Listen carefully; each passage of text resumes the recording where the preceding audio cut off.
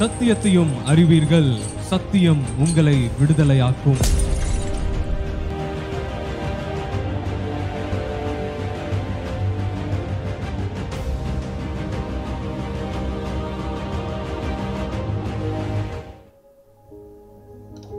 சேனைகளின் அதிபதியாக இருக்கிற இயேசுவின் படையிலே இணைக்கப்பட்டிருக்கிற விடுதலை ஊழியத்தை செய்கிற தேவனுடைய ஊழியத்தில் வாஞ்சியோடு வளர்ந்து கொண்டிருக்கிற வீரர்களாக இருக்கிற உங்களை இயேசுவின் நாமத்தில் அன்போடு கூட வாழ்த்தி, விடுதலை ஊழியம் சாத்தானோடு கூட செய்கிற யுத்தத்தை, அந்த யுத்தத்திலே கர்த்தர் நமக்கு கொடுக்கிற ஜெயத்தை கொண்டாடுவதற்கென்று நம்மை நடத்தி செல்கிற ஒரு ஊழியமாக இருக்கிற என்பதை அறிந்து, தேவன் அநேக மக்களுடைய வாழ்க்கையில் இருக்கிற பிரச்சனைகளுக்கு விடுதலை இல்லாமல் இருப்பதனுடைய விளைவுகளுக்கு ஒரு முடிவு உண்டாக்க உங்களை பயன்படுத்தி கொண்டிருக்கிறார்.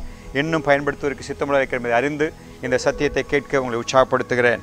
நாம் விடுதலை ஊழியத்தை செய்கிறது என்பது இன்னைக்கு ரொம்பவும் அதிகமாக கவனிக்கப்பட வேண்டிய கடைசி கால எழுப்புதலே தேவன் பயன்படுத்துவதற்கு நமக்குள்ள உயிர்ப்பிக்கிற ஒரு சத்தியமாக இருக்கிற என்பதை அறிந்து கொள்வீர்களாக. நாம் எப்பொழுதும் போல சபைக்கு போகிறோம், பாடுகிறோம், ஆராதிக்கிறோம், உபவாசிக்கிறோம், ஜெபிக்கிறோம், சுவிசேஷம் அறிவிக்கிறோம், கைப்பிடித்து கொடுக்கிறோம், எல்லாமே ஊழியம்தான். ஆனால் விடுதலை ஊழியத்தின் மூலமாக ஒரு பெரிய யுத்த செயலை நாம் செய்து சாத்தானுடைய கிரியைகளை அழிக்கிற அந்த தரிசனத்தை பெற்றுக்கொண்டு மக்களுக்கு தேவனுடைய கிரியைகளுக்குள்ளாய் வருவதற்கான வழியை உருவாக்கணும் என்று மறந்துவிட வேண்டாம்.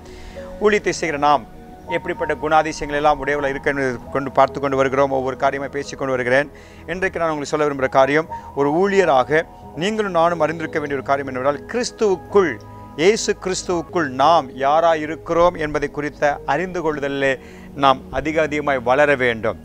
நாம் யார் என்று சொல்வதை விட இயேசு கிறிஸ்துவுக்குள் நாம் யார். நாம் யாருன்னு கேட்டால் என்ன சொல்லுவோம்? நம்முடைய குடும்பம், நம்முடைய அப்பா பேர், நம்முடைய அம்மா பேர், நம்ம கூட பிறந்தவங்க, நம்முடைய ஊர், நம்முடைய படிப்பு, நம்முடைய பின்னணி, நம்முடைய வேலை, நம்முடைய வருமானம், நம்முடைய சூழல், இதை வைத்து தான் நாம் யார் என்று தீர்மானித்து அதை அறிமுகப்படுத்துகிறோம், அதை குறித்து சொல்லுகிறோம், அதை அறிந்தவர்களாக இருக்கிறோம்.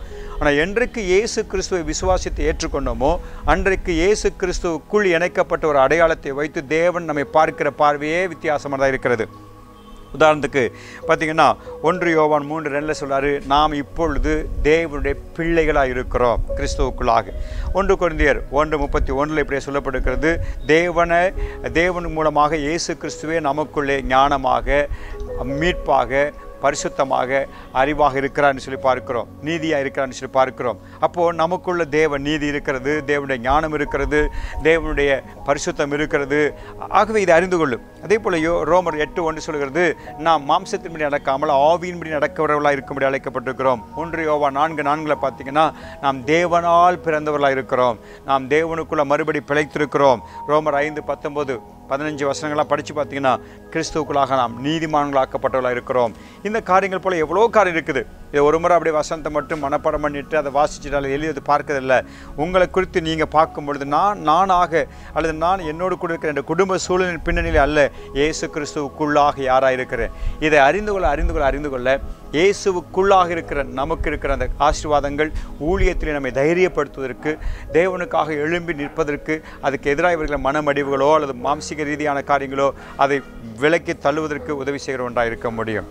எங்கள் அன்பு தகப்பனே, இயேசுவின் நாமத்தில் நாங்கள் நம்மை நோக்கி பார்க்கிறோம். பரிசுத்த ஆவியாருடைய பலப்படுத்தல் எங்களுக்குள்ளாய் தாங்கி எங்கள் நடத்துவதற்கு துணை செய்த தயவுக்காய் நன்றி. நாங்கள் ஊழியத்தை செய்கிற பொழுது எங்களுக்குள்ளாக எங்களை விசுவாசத்தில் ஸ்திரப்படுத்தி ஆவி மனுஷனுக்குள்ளாக எங்களுக்குள்ள உற்சாகத்தை கொடுக்கிறதுக்கு ஏதுவான சத்தியங்களை கிறிஸ்துவுக்குள்ளாக நாங்கள் யாராக இருக்கிறோம் என்பதை அறிகிற காரியத்தை இன்னும் புதுப்பிக்கிற, இன்னும் பெற்றுக்கொள்ள காரியத்தில் நடத்துவீராக. இயேசுவின் நாமத்தில் ஜெபிக்கிற நல்ல பிதாவே, ஆமென். God bless you.